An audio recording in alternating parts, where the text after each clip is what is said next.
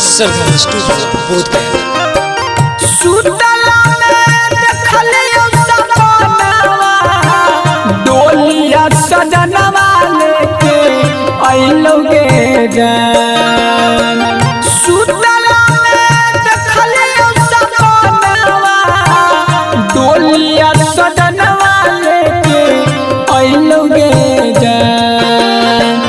बेई के सेनुरावा सजनवा बेई के सेनुरावा सजनवा होते बिहनवा लेके गेलौगे जान।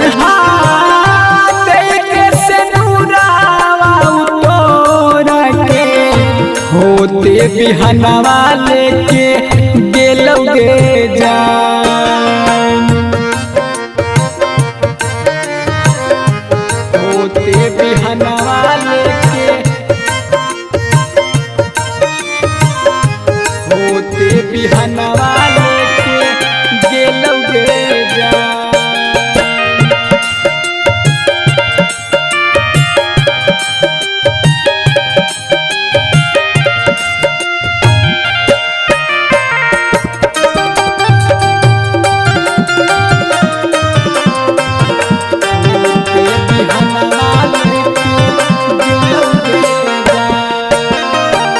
मालावा के पीछे बैठाल हाली तू जागे इतना दयाल हालो ढेर में हमान गे। इतना दयाल हालो ढेर में हमान गे। मालावा के पीछे बैठाल हाली तू जागे इतना दयाल हालो ढेर में हमान गे। देख के बेचैन होलो मानवा देख के बेचैन होलो मानवा साच न हो बउसा पनवा गे जान। देख के सेनुरावा सजनवा होते बिहनवा लेके गेलौगे जान। देख के सेनुरावा सजनवा होते बिहनवा लेके गेलौगे जान।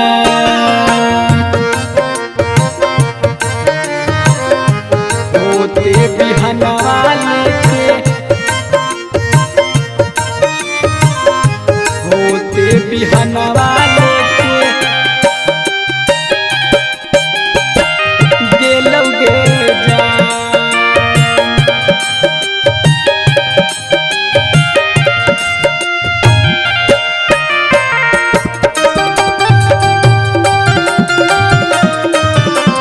होते बिहनवा लेके गेलौगे जान।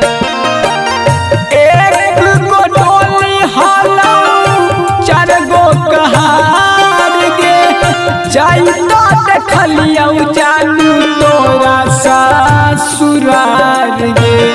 जाइता देखलियौ जानू तोरा ससुरार गे। एक गो डोली हालो चार गो कहार गे जाइता देखलियौ जानू तोरा ससुरार गे। सिंपु सरगम के तानी शिवचन सानू धर्मेंद्र के एतने में टूटल ऐसा पनवा गे जान। के सेनुरावा सजनवा होते बिहनवा लेके गेलौगे जान। के सेनुरावा उतोरा के होते बिहनवा लेके गेलौगे